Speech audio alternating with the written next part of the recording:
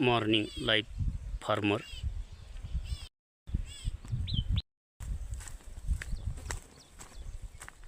बघा पाखर कशी उडत आहे. आय एम नागनाथ केनी, बिलॉंग टू फार्मर फॅमिली. आलो आहे आता आमच्या शेडमध्ये. पूर्ण गाय बैल वासरं थांबलेली आहेत.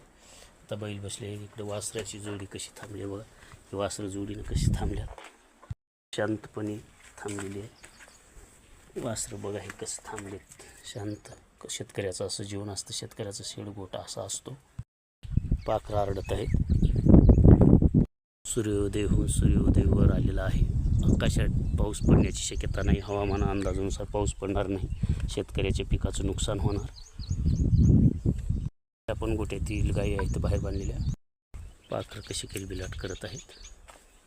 हा आमचा दुसरा गोटा शेड आहे, साध्या पद्धतीने बनवलेला. इथं पण गायी आहेत आमच्या. बघा आता ही गायी बांधलेली आहे.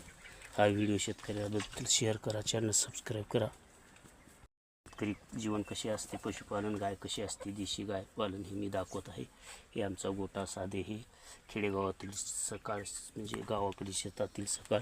बघा आनंदीमय सकाळ. असं झाडं झुडपं हे असतात.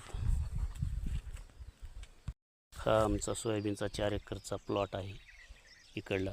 बघा आता ही मूग आहे, सोयाबीन आहे. सोयाबीनला पावसाची, मुगाला पावसाची गरज आहे. आता मूग भरण्याला आला आहे. पाऊस पडला नाही तर पीक हातचं जाणार. आता दुसरा प्लॉट आहे आमचा सोयाबीनचा. पाण्याची अत्यंत आवश्यकता आहे. कष्ट करून घाम गाळून पाऊस नाही पडलं तर सर्व पीक वाया जाणार.